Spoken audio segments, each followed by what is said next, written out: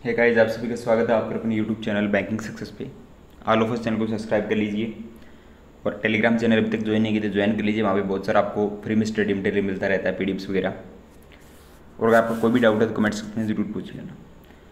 तो बात करने वाले हैं IBPS और RBPS, उनका भी एग्ज़ाम 7 तारीख को है, उनके बारे में। क्योंकि 1 तारीख का एग्ज़ाम हो चुका है और उसका एनालिसिस वगैरह सारी चीज़ें हम लोगों ने देखी है, अटैम्प्ट भी देखे हैं। तो उन लोगों के लिए इंपॉर्टेंट रहेगा जिनका 7 तारीख को एग्ज़ाम है। तो देखिए, अटैम्प्ट की जहाँ तक बात है तो मैक्सिमम कैंडिडेट के अटैम्प्ट रह रहे हैं 50 से 60 के बीच में। तो आप लोगों के भी अटैम्प्ट अगर इन्हीं के बीच में रह रहे हैं तो अच्छा रहेगा। अगर आपकी एक्यूरेसी अच्छी होगी और इससे ज़्यादा भी आपके अटैम्प्ट होते हैं 60 से, तो भी और ज़्यादा अच्छा रहेगा। पर एक्यूरेसी जो वो आपको मेंटेन रखनी है।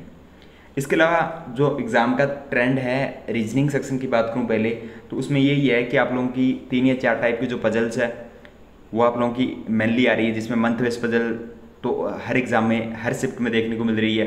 इसके बाद आपकी बॉक्स पजल है, आपकी सर्कुलर पजल है, अनसर्टेन लाइन वाली पजल है। तो ये कुछ स्पेसिफिक चीज़ें हैं जो फिक्स है और आपको देखने को मिलेगी। चाहे आपके चारों शिफ्ट में अलग अलग देखने को मिल सकती है। किसी में आप लोगों को सर्कल के अंदर इनसाइड आउटसाइड फेस वाली पजल आएगी, तो वो आप लोगों को पहली शिफ्ट में देखने को मिल सकती है या दूसरी में मिल सकती है। तो वो अलग अलग रहेगा। पर पजल के जो टाइप है वो आप लोगों के फिक्स है। 5-7 टाइप जो उन्हीं पे पजल पूछी जा रही है। और जो टाइप जिस तरह से 1 तारीख को पूछी गई है, तो उम्मीद है कि 7 तारीख को भी ऐसे ही पूछी जाएगी। तो मेमोरी बेस्ड जो पेपर है वो आप लोग ज़्यादा से ज़्यादा अटैम्प्ट करें।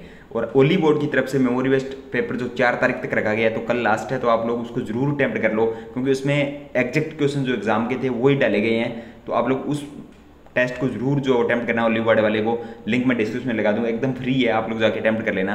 तो वहाँ से आपको पता लग जाएगा कि क्या कुछ पीस जो एग्जाम के अंदर पूछा क्या जा रहा है और आने वाली शिफ्ट में क्या आने वाला है। तो रीजनिंग आपका इजी टू मॉडरेट रहेगा, ज़्यादा हार्ड नहीं रहेगा।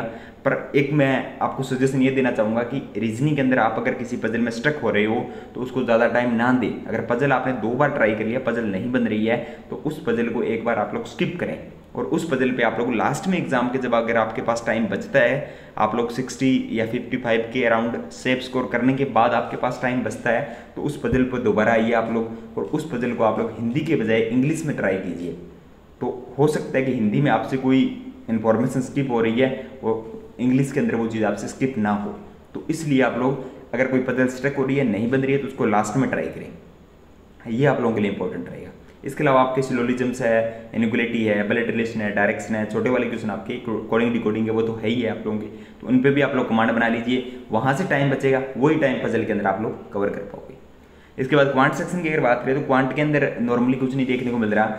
रॉन्ग नंबर सीरीज या मिसिंग नंबर सीरीज इजी वाली सीरीज आ रही है, कोई दिक्कत नहीं है उसमें। क्वाड्रेटिक क्वेश्चन के 5 से 7 क्वेश्चन आ रहे हैं इजी वाले, कोई दिक्कत नहीं है उनमें भी। अर्थमेटिक के क्वेश्चन इजी टू मॉडरेट है, ज़्यादा लेंथी क्वेश्चन नहीं है। अगर आपके कंसेप्ट क्लियर है तो आप लोग अर्थमेटिक के क्वेश्चन आराम से बना लोगे, वहाँ पे कोई दिक्कत नहीं आएगी। अगर आपने अच्छी प्रैक्टिस की है, कंसेप्ट आपके क्लियर है, तो अर्थमेटिक के क्वेश्चन में भी कोई दिक्कत नहीं आएगी। बात आती है DI की। 3 DI पूछे जा रहे हैं अभी तक 1 तारीख में, और मे भी 7 तारीख को भी यही होगा। तो उसमें 2 DI तो आपके जो वो ईजी होंगे थोड़े, और एक आप लगा DI जो होगा वो थोड़ा सा मॉडरेट होगा। तो आप लोग ये ध्यान रखें कि सबसे पहले वो DI बनाना है जो इजी DI है, जिसके अंदर डेटा स्पष्ट दिया हुआ है और आप इजीली बना पाओगे। वो DI आप लोग पहले बनाइए। उसके बाद दूसरा जो DI रहेगा आपका, वो आपका थोड़ा सा कैलकुलेटिव रहेगा। उसमें ये होगा कि एक का आपको डाटा दे दी जाएगा, या मान लीजिए एक गांव के अंदर आप लोगों को टोटल पॉपुलेशन दे दी, उसमें पुरुष जो उनका आपको डेटा दे दिया या उनका परसेंटेज दे दिया, और महिला का पूछ लिया, उनका निकालना है आपको। तो इस तरह से जो वो कैलकुलेटिव चीज़ें हैं, उसमें कैलकुलेशन स्पीड जिसकी फास्ट है वो जल्दी कर ले जाएगा। हार्ड उसमें कुछ नहीं है, बस कैलकुलेशन और इस चीज़ को समझना थोड़ा सा हार्ड है। अगर एक बार आपके समझ में आ जाता है तो आप इजीली इन क्वेश्चन को बना पाओगे। अभी अगर आपको वो पेपर दे दिया जाए जिन्होंने भी 1 तारीख को एग्जाम दिया था, तो मैं कह सकता हूँ कि 65 से ऊपर ऊपर ही बनाएंगे सभी। पर वहाँ पे नहीं बन पाए क्योंकि वहाँ पे चीज़ें समझ नहीं आई, समझने में दिक्कत आ रही थी। तो इसलिए DI को थोड़ा सा इंस्ट्रक्शन पढ़ा करो, उसको समझा करो कि बोला क्या हुआ है और वो पूछ क्या रहा है। तो वहाँ से आपकी क्लियर हो जाएगी चीज़ें। और एक आपका कैसलेट DI आपका बेन डायग्राम पे भी आ सकता है, परसेंटेज भी पे भी आ सकता है, पर इजी रहेगा। तो मैं आपको ये रिकमेंड करूँगा कि आप लोग कैसलेट DI जो है वो बना के जाएँ कम से कम, क्योंकि कैसलेट DI एग्जाम का पार्ट बनेगा कहीं ना कहीं।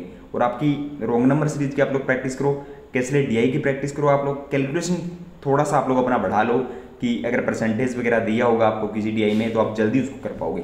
तो यही आपका एग्जाम रहने वाला है। तो ये चीज़ें आप लोग इन बचे हुए 2 या 3 दिनों में करें और अपना 100% देने की कोशिश करें। ताकि आपका एग्जाम अच्छा निकले और मैं भी आप लोग मेंस के लिए जाओ और मेंस में भी अपना अच्छा परफॉर्म करो। तो मेंस के लिए भी वीडियो अपना जल्दी आने वाला है कि किस तरह से प्रिपरेशन वगैरह आप लोगों को करना है। तो जिनका भी एग्जाम 7 तारीख को ये चीज़ें अप्लाई करो। और एग्जाम के टाइम पे अगर कोई क्वेश्चन नहीं हो पा रहा है, अगर कोई ऐसा क्वेश्चन है जिसमें आपको टाइम लग रहा है, आपको आता है वो क्वेश्चन पर एग्जाम के अंदर नहीं हो रहा है, तो उस क्वेश्चन को छोड़ दें आप लोग, उस पर ज़्यादा टाइम वेस्ट ना करें। अभी मैंने देखा कि 1 तारीख को बहुत सारे ऐसे कैंडिडेट हैं जिन्होंने एक क्वेश्चन के पीछे लगे अपने 5, 7, 10 मिनट तक बर्बाद कर दिए और उनके बाद उनके अटैम्प्ट कम रह गए थे। तो ये हम बार बार यही बोल रहे हैं कि अगर क्वेश्चन नहीं बन रहा है तो उसको स्किप करें, क्योंकि एक क्वेश्चन स्किप करने से आप लोगों के पास बाकी क्वेश्चन तो बच रहे हैं ना, उनको अटैम्प्ट करो आप लोग। एक पजल अगर आप लोगों से नहीं बन रहा है 5 नंबर का, तो 35 क्वेश्चन रीजनिंग में बना लो, कोई दिक्कत नहीं है। बाकी इजी आ रहा है क्वांट के अंदर, आपका अर्थमेटिक इजी आ रहा है, वहां पे जाके बनाइए। 30 क्वेश्चन आप क्वांट के अंदर बना लीजिए, 65 तो आपको फिर भी बन जाएंगे।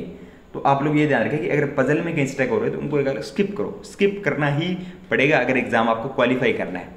अगर आपको ये साबित करना है कि मैं रीजनिंग के अंदर 40 में से 40 लेके आऊँगा, तो फिर आप लोग एग्जाम क्वालिफाई नहीं कर पाओगे, क्योंकि आपको यहाँ पे कुछ भी दिखाना नहीं है किसी को कि मैंने रीजनिंग में 40 लेके आया या मैं क्वांट में 40 लेके आया। आपको मिनिमम जो कट होगा उसको पार करना है और अपना मेंस के लिए क्वालिफाई करवा लेना है। तो ये चीज़ आप ध्यान रखना एग्जाम के टाइम भी। तो ऑल द बेस्ट। अगर कोई भी डाउट हो तो कमेंट सेक्शन में पूछ लेना।